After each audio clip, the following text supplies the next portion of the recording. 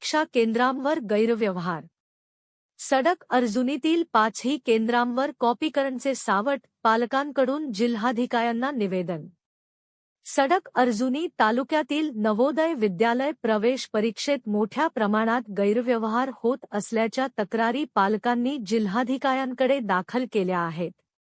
तालुक्यातील 5ही परीक्षा केंद्रांवर शिक्षकांकडून गंभीर अनियमितता झाल्याचा आरोप पालकांनी केला आहे।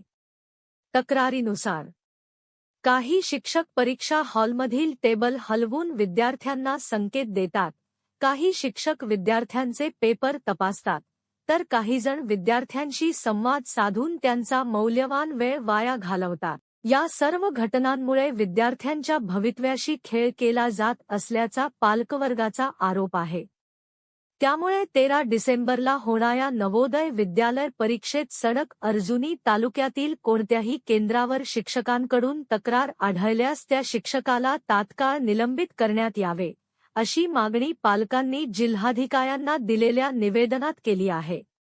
पालकांच्या या निवेदनामुळे प्रशासनावर कारवाईची जबाबदारी वाढली असून परीक्षेच्या पारदर्शकतेबाबत आता सर्वांचे लक्ष लागले आहे। माझे नाव विंकल हेमराज शहारे आहे। मी बामणी सडकला राहतो आणि दरवर्षी हे नवोदय जवाहर विद्यालयाची परीक्षा होत असते 5व्या वर्गामध्ये। मागच्याही वर्षी आणि त्याच्या आधी पण परीक्षा होते, परंतु प्रत्येक वर्षी काही ना काही गैरप्रकार कुठं ना कुठं आढळल्याचा पेपरवर किंवा इकडे तिकडे आपण बातमी ऐकत असतो। मागच्या वर्षीसुद्धा जसा लोहिया शाळा आहे, जिल्हा परिषद आहे सौंदळची, तिथले काही पॅरेंट्स लोकांचा आणि मुलांचा असं म्हणणं होता की तिथे पेपर देत असताना आमच्या पेपरला टेबलला हलवणे, नुकतेच येऊन डिस्टर्ब करणे, कुठं राहतो बा, काय करते, कुठं ट्यूशन घेतली काय, असे उलटे सुलटे प्रश्न विचारून मुलांना डिस्टर्ब करणे, त्याचा वेळ वाया घालवणे, अशा पद्धतीचे आम्हाला काही ऐकायला मिळालेले आहे।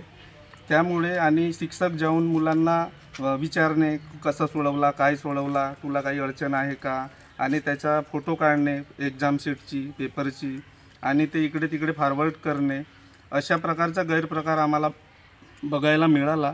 त्यामुळे आम्ही शिक्षण अधिकारी साहेबांना निवेदन दिला आणि त्यांना सांगितलं, ही गोष्ट सविस्तर त्यांना समजावून सांगितली। त्यांनी आम्हाला आश्वासन दिले की आम्ही याच्यावर काहीतरी आता करू आणि असं घडणार नाही। आम्ही स्पेशली गोंदियाचा स्कॉट पाठवू 5ही सेंटरवर आणि 5ही सेंटर स्ट्रिक्ट राहतील, असे त्यांनी आम्हाला आश्वासन दिले।